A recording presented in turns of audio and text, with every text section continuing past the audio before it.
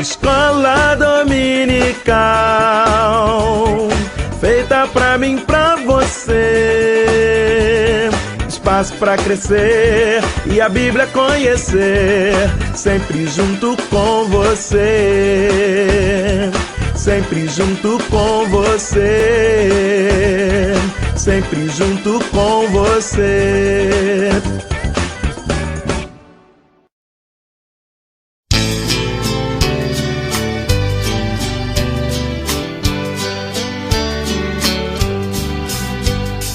Maravilhoso é Jesus, da minha vida a luz, pois me salvando, me perdoando, para Sião me conduz. Maravilhoso, sim, maravilhoso é Cristo, pois salvo-me a mim. Maravilhoso e muito glorioso é Cristo que vive em mim. Nunca podia saber qual é o grande prazer do que perdido, arrependido, a graça vem receber. Maravilhoso, sim, maravilhoso é Cristo, pois salvo-me a mim. Maravilhoso e muito glorioso é Cristo que vive em mim. Ele das trevas me achou, eternamente me amou. Vida abundante, gozo bastante, tenho por quem me salvou. Maravilhoso, sim, maravilhoso é Cristo, pois salvo-me a mim. Maravilhoso e muito glorioso é Cristo que vive em mim. Cristo é tudo pra mim, também será para ti. Vou caminhando, sempre o louvando, pois Ele salva-me a mim. Maravilhoso, sim, maravilhoso é Cristo, pois salva-me a mim. Maravilhoso e muito glorioso é Cristo que vive em mim.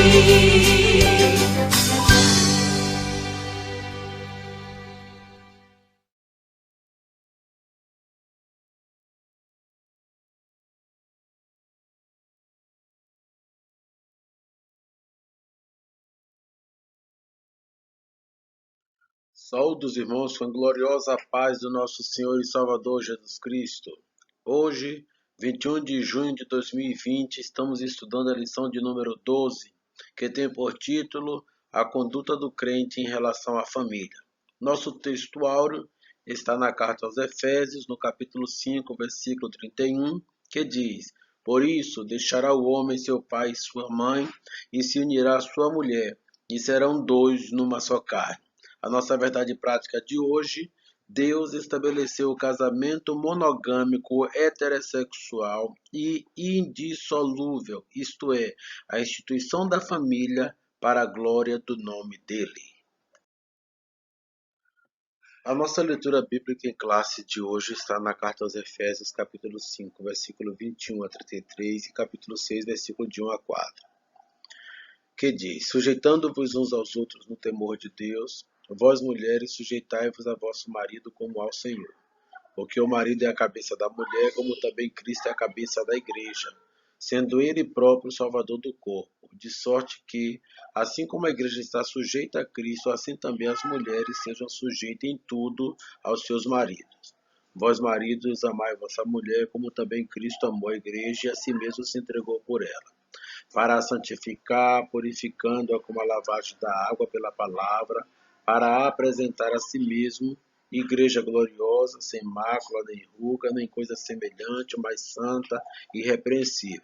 Assim devem os maridos amar a sua própria mulher como o seu próprio corpo. Quem ama a sua mulher ama a si mesmo, porque nunca ninguém aborreceu a sua própria carne. Antes a alimenta e a sustenta, como também o Senhor a igreja, porque somos membros do seu corpo. Por isso deixará o homem seu pai e a sua mãe, e se unirá à sua mulher, e serão dois uma carne. Grande é este mistério, digo, porém, a respeito de Cristo e da igreja. Assim também vós, cada um em particular, ame sua própria mulher como a si mesmo, e a mulher reverencie o marido.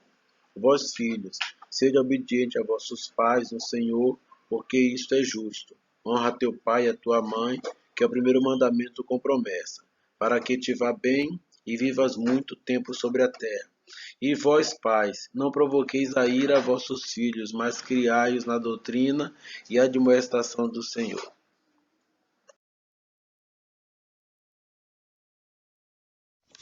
Meus irmãos, estamos chegando ao fim da carta aos Efésios, objeto de nosso estudo nesse trimestre, onde Paulo nos agraciou com ricas lições.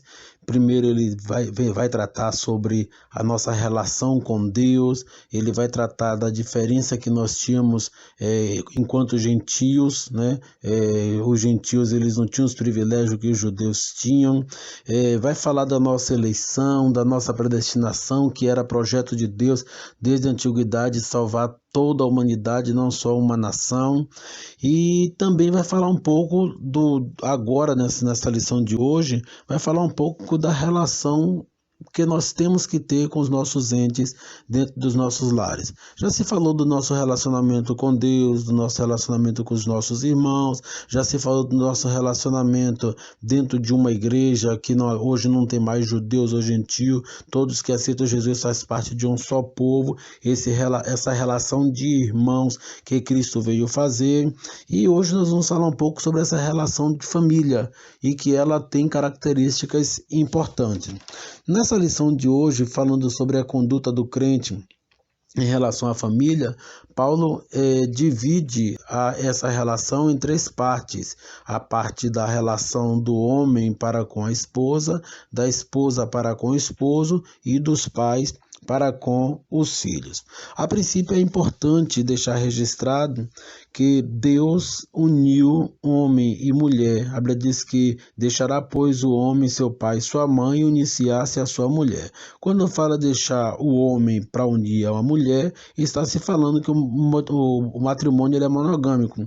Não diz vai unir-se às suas mulheres, vai se unir-se à sua mulher. Está no singular, se está no singular é monogâmico e não poligâmico, nem a bigamia também aceita na Bíblia.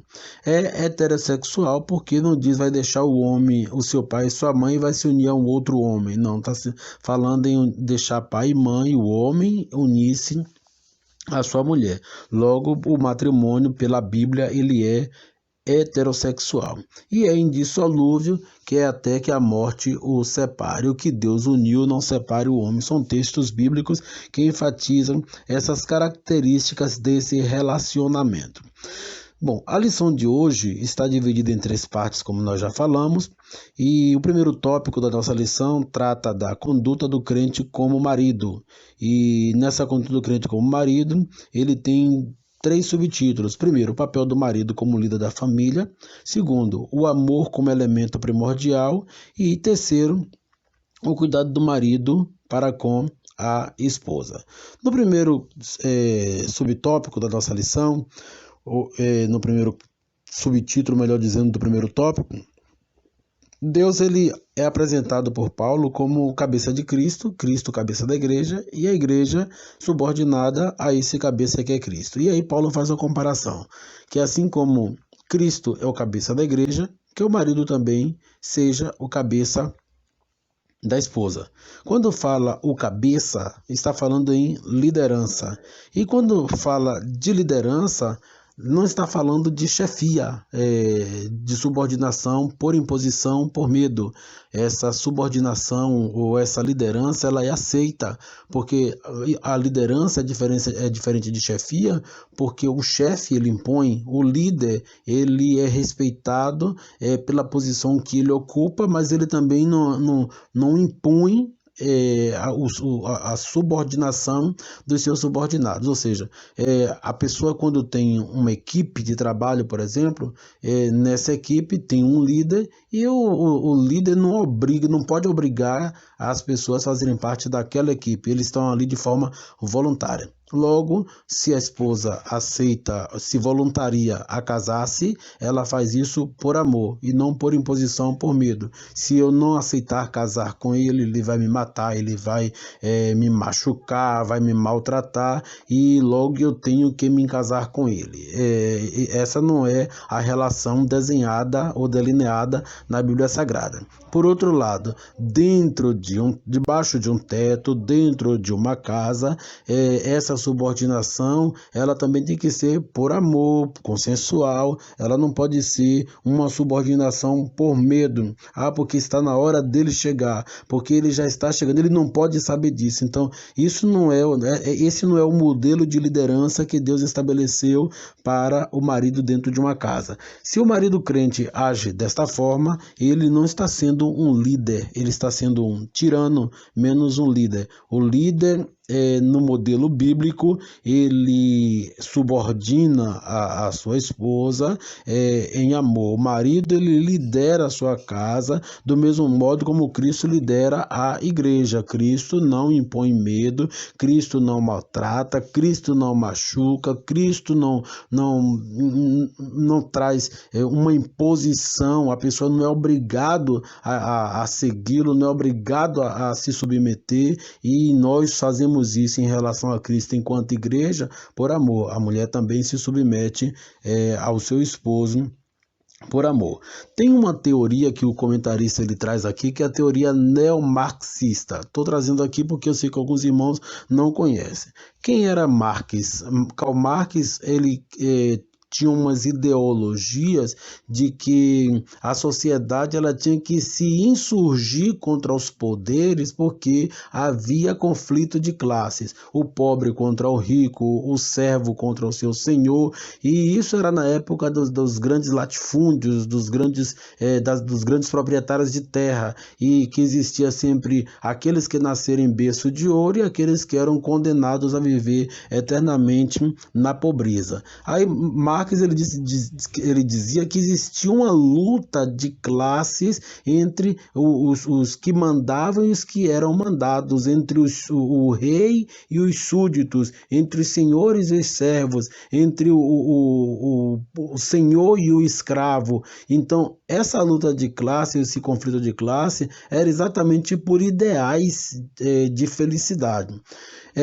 Surgiram outras ideologias e novamente essa ideologia marxista ela surge, e agora com a nova roupagem, que é a visão neomarxista. Ela surge agora criando outros grupos que não foram previstos na primeira teoria, e aí surgiu o feminismo, o racismo e outros ismos que aparecem por aí, e nesses ismos as pessoas se insurgem apenas por achar que são classes menos favorecidas. E aí surge o feminismo como uma dessas classes, se insurgindo contra o machismo. Eu quero dizer que nem o feminismo e nem o machismo guarda proporcional respaldo dentro da Sagrada Escritura. Deus estabeleceu o homem como cabeça, a mulher como sua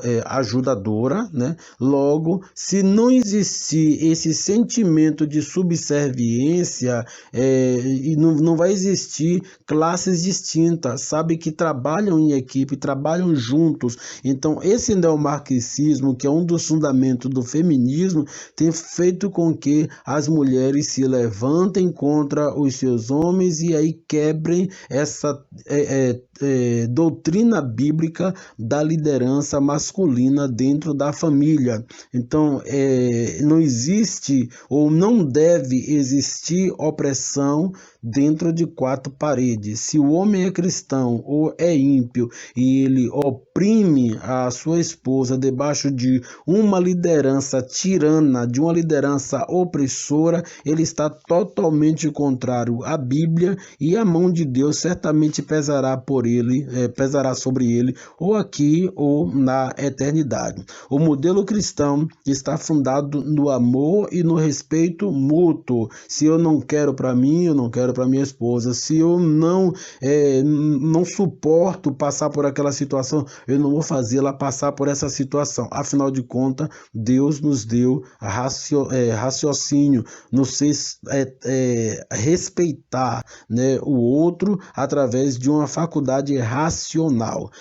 No segundo subtítulo, o amor como elemento primordial. Esse amor, ele nos permite liderar. E esse amor aqui não é o amor sexual como tá, alguns até podem levar em conta.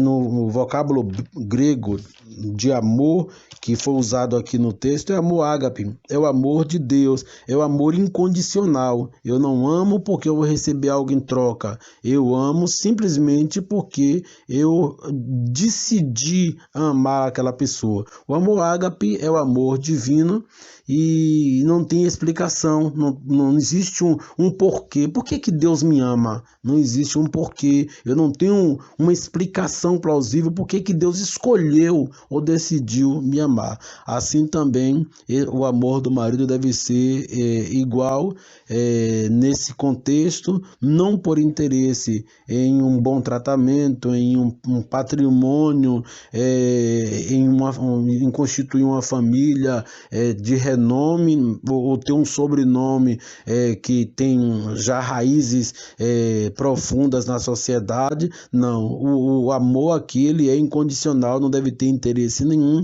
e deve oferecer certo sacrifício, mas não é sacrifício de se matar pelo outro. Deus não é isso que Deus está exigindo, e nem se endividar totalmente em prol do outro, também não é isso que Deus está exigindo aqui.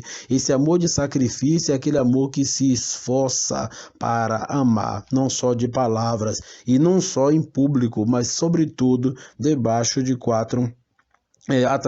dentro de quatro paredes, debaixo do seu teto. A igreja de Cristo, ela foi atraída para Cristo por meio desse amor e não por ameaças ou imposição autoritária. Às vezes nós vemos um casal que alguém diz assim, que casal mais diferente, né? Ele parece um Shrek e de repente ela, no padrão de beleza social e atual, ela é muito bonita. O que foi que ela viu nele, o que foi que ele viu nela? É aí que entra a questão do amor. O amor ele é incondicional e a submissão também ela é incondicional. A liderança também ela tem que ser respaldada no amor. O cuidado do marido à esposa. Quem ama a sua mulher ama a si mesmo, porque é uma só carne. Eu não vou pegar e arrancar meu dedo mindinho. Eu não vou extrair uma unha sem colocar, sem primeiro me submeter a uma anestesia. Então eu preciso de alguns cuidados para tratar do meu corpo e eu tenho que tratar da mesma forma a minha esposa. Do contrário, eu estarei ferindo a minha própria carne. E como é que eu gosto de explicar esse ferimento à própria carne? Se um cônjuge machuca o outro cônjuge, ele vai estar fatalmente assassinando aos poucos o amor que ele receberia em troca por suas atitudes. E em vez de amor vai ter ódio. E as pessoas vão, esse outro cônjuge maltratado vai fazer algo por ele ou por ela, não por amor, mas vai fazer simplesmente como obrigação, até o dia que se cansar. No dia que se cansar, também vai jogar tudo para cima. Acabou-se, porque o sofrimento que foi causado ao outro trouxe sofrimento também para aquela pessoa que sempre maltratou. Então, proteger a esposa e prover-lhe uma vida digna. E essa vida digna não é de bens materiais, não. É de ela chegar e dizer que tem orgulho de ser tua esposa, é de ela chegar e dizer que ela tem o melhor esposo do mundo, com todos os defeitos que esse esposo tenha. Essas ações de cuidado não se limitam apenas às provisões materiais, mas igualmente ao afeto, à consideração, à honra, dentre outras. Então, essa mulher, ela é honrada na sociedade porque ela tem uma família estruturada. No segundo tópico, a conduta da crente como esposa está dividida também em 3 subtítulos. Primeiro, o conceito de submissão cristã. O segundo, a condição da mulher cristã. E o terceiro, a reverência devida ao marido. Nós precisamos primeiro entender o que é essa submissão. Não é a mulher se colocar debaixo dos pés, não.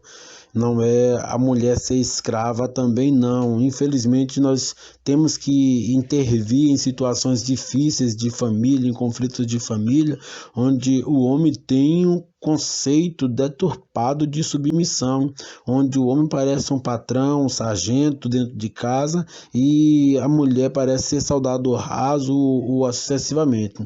Nós precisamos entender que esse conceito de submissão não se trata de uma sujeição irracional, onde o dono manda o cãozinho ir assentar-se e ele murcha a orelha e vai assentar, não. Homens, eles casam com mulheres que também são igualmente inteligentes e logo eles precisam entrar em consenso, e a sujeição aí não é irracional, é racional. Muitas vezes tem que estar explícito o porquê que tem que ser feito daquela forma, tem que chegar a um diálogo, porque do contrário esse casamento não estará indo dentro dos moldes das Sagradas Escrituras. Não se trata de uma sujeição irracional ao domínio de alguém, mas voluntária e de grata aceitação do amor e cuidado do marido. Então, essa submissão tem essa conotação, esse conceito de racionalidade e de reciprocidade também, de consideração pelo outro. A condição da mulher.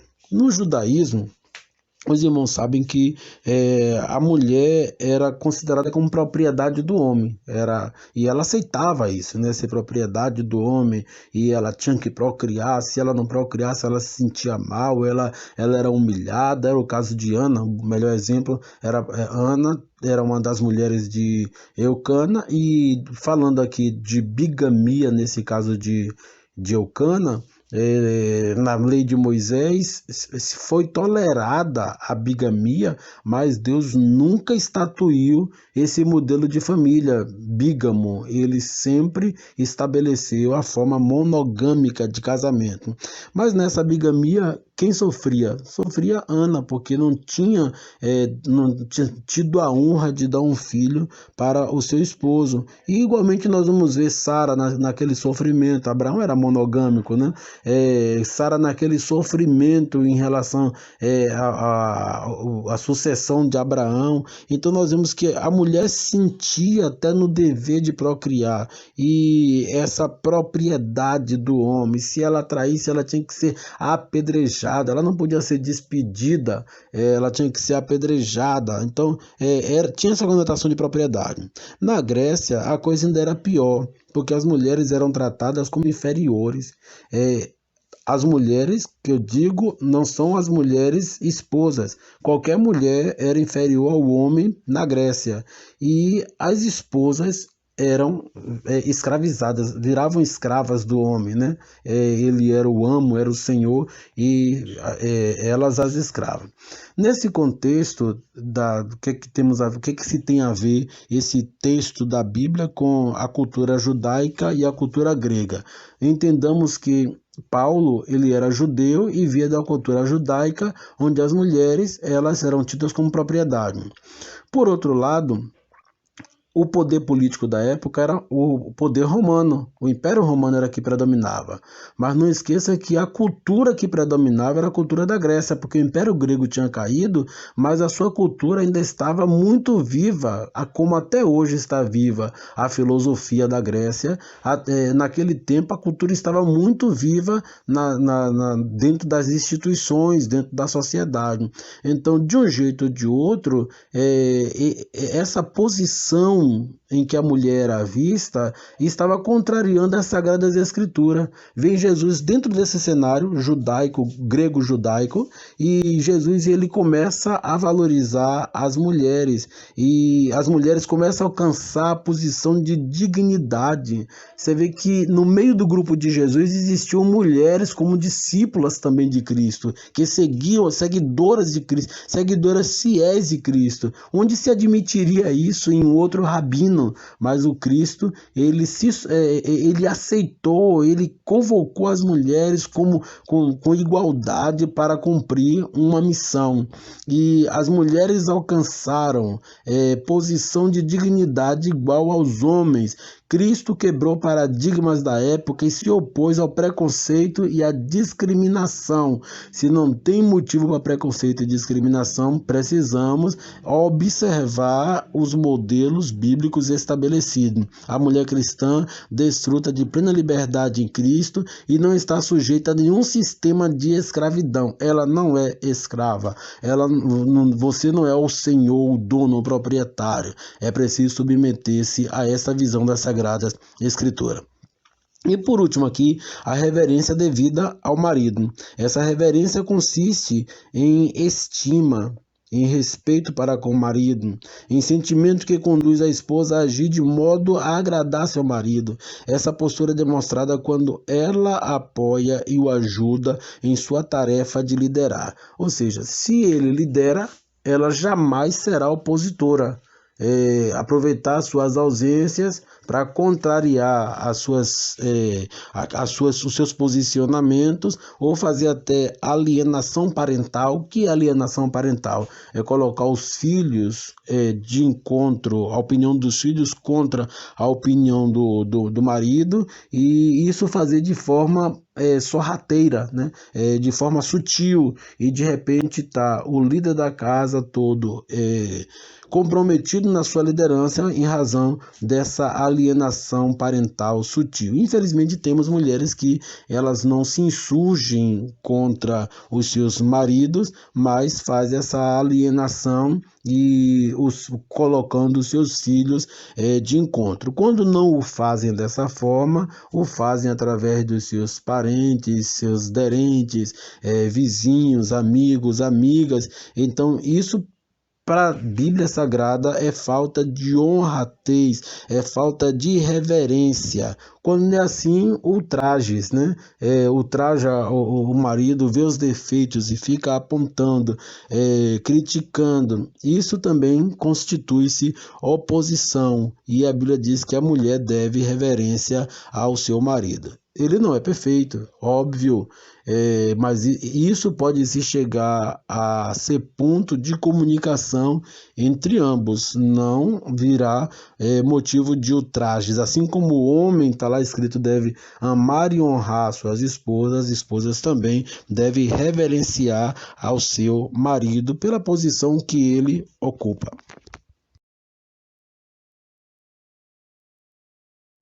E agora, irmãos, estaremos falando sobre essa relação agora dos pais para com os filhos, dos filhos para com os pais. Os filhos não pediram para vir ao mundo.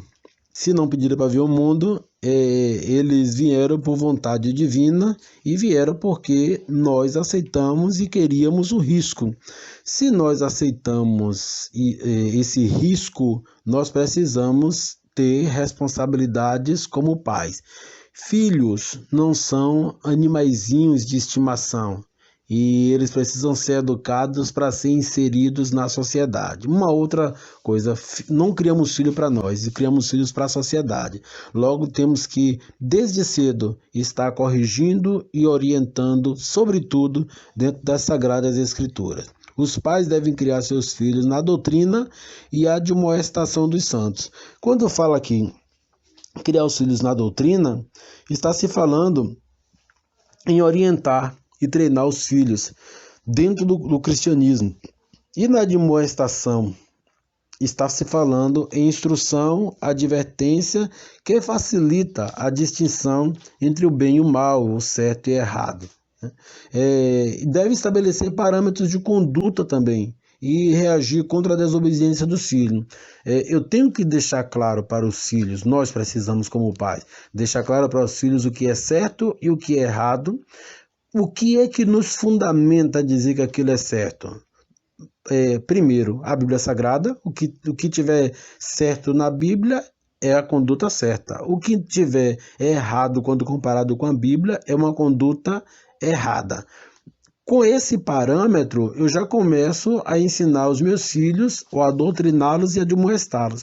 Mas a Bíblia sozinha não contempla todos os ensinamentos que eu tenho que dar para os meus filhos, sobretudo para viver em comunidade, em sociedade. Eu preciso também de trazer algumas regras dentro da minha casa, hora de dormir, hora de acordar, obrigações que devem ser feitas. São parâmetros que nós estabelecemos para nossos filhos, o tempo de estudar, o que estudar, onde estudar, os papéis domésticos que vão ser compartilhados entre eles, são parâmetros de conduta. Quando se fere a esses parâmetros de conduta, tem que ter uma correção, porque senão não haverá uma educação dessa criança ou desses filhos. Então, os pais, eles estabelecem os parâmetros de conduta, mas tem que reagir também contra a desobediência, porque diz a Bíblia que a vara é para as costas do tolo. Os pais não devem abusar da autoridade, não é espancar, não é tirar sangue, deixar marcas, mas ele tem que impor a sua autoridade com brandura, com amor, sem rigor excessivo ou imposições injustas. Muitas vezes os filhos vão crescendo e vão questionando os motivos daquelas regras. Eu não posso apenas dizer para ele porque eu aprendi assim. Ele vai querer saber muito mais. Eu tenho que dar uma resposta plausível. Então, a minha imposição não deve ser copiada de forma irracional. Eu preciso ter esses parâmetros justos também para poder cobrá-los de forma justa. E qual é a conduta? Aqui é dos pais para os filhos. E qual é a conduta dos filhos para os pais? Os filhos devem ser obedientes. Deus deseja que os filhos confiem em seus pais. E, claro, seus pais vão ter que dar esse know-how, vai ter que dar essa sustentação de confiança para os seus filhos, mas eles precisam ser obedientes. A bênção de Deus vem para os filhos através da obediência e da honra. Está escrito que honra o teu pai e a tua mãe, e esse é o primeiro mandamento com promessa. Paulo ele cita esses dois verbos, obedecer e honrar. O primeiro, obedecer, é cumprir as ordenanças. Honrar é respeitar, é reverenciar. Até quando se pode respeitar, obedecer e honrar? Irmãos, a obediência é enquanto estiver debaixo do seu teto. Alguns dizem assim, não é porque enquanto não alcançar a maioridade. Não, está debaixo do seu teto, lhe deve obediência. Quando viver de forma independente, aí sim, ele não deve mais obediência, mas o bom filho sabe quando é o bom senso de obedecer pai e mãe, mesmo estando em suas casas com pais de família, já com netos, ele sabe quando deve obedecer o conselho dos pais. E honrar sempre. Deixar de honrar nunca, nem depois de morto os pais. Os filhos devem ignorar a honra, devem sempre declarar honra aos pais com suas atitudes e com suas palavras. A obediência é devida enquanto os filhos viverem sob a tutela dos pais, e a honra é um dever para a vida toda. O mandamento com promessa de Deus é longos dias e prosperidade. Se você quiser ser próspero, se você quer ter vida longa, honra pai e mãe. É o primeiro mandamento com promessa. Deus nos abençoe e que a nossa relação, tanto com Deus, como com a sua igreja e com os nossos familiares, estejam sendo abençoadas por esta mensagem. Louvado seja Deus! No modelo divino, todos os membros da família cumprem deveres específicos. O marido tem o dever de liderar e amar sua esposa, a esposa o dever de submeter-se e respeitar a liderança de seu marido, aos pais o dever de educar seus filhos segundo as Escrituras, aos filhos o dever de obedecer e honrar seus pais. Assim, o amor, o respeito mútuo e a prosperidade fazem parte da família, que se porta conforme Deus planejou. Que Deus abençoe a minha e a tua casa. Meu amantíssimo Deus, querido Pai, em tua presença aqui estamos, ó Pai, reunidos mais uma vez, adereçando nossas vozes, nossas súplicas até o trono da tua graça, te pedindo, meu Senhor, por esta família que está sendo abençoada por esta mensagem, ó Deus, te pedindo que guarde, proteja de todo mal, que venha trazer a provisão para este lar, para esta família, protegendo, meu Senhor, a sua saúde, tanto física como emocional, psíquica e espiritual também, meu Deus, para que nada venha acometer esta família, meu Senhor, nenhuma sorte de enfermidade, ó Deus amado, que possam estar firmados na fé, meu Deus, caminhando, ó Deus amado, para que no final de toda esta pandemia, possam estar firmes, meu Senhor, esperando a tua volta. Guarda, protege, livra do mal, aumenta a imunidade da saúde dos teus filhos, meu Deus, e traze para os teus servos, meu Senhor, aquilo que tu tens de melhor no teu reino. Ó Deus, trazendo libertação para essa família, salvação de vidas, meu Senhor, trazendo cumplicidade, amor, harmonia, repreendendo todo mal, toda guerra, meu Senhor, todo conflito, abençoando cada lar.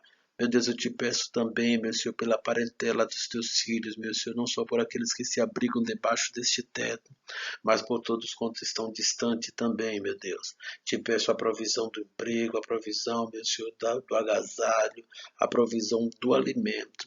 Intervém na necessidade dos teus filhos, interfere na saúde dos teus filhos, meu Senhor, toma, cuida, meu Senhor, como uma mãe cuida do seu filho, ó Deus. Abençoa cada vida no nome de Jesus. Amém.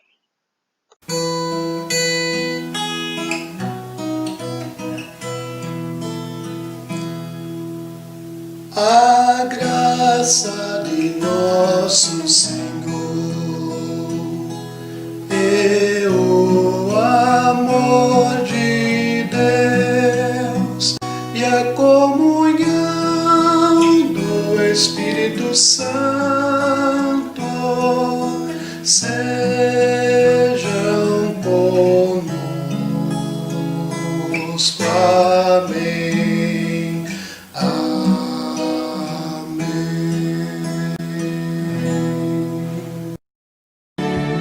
Minha vida seja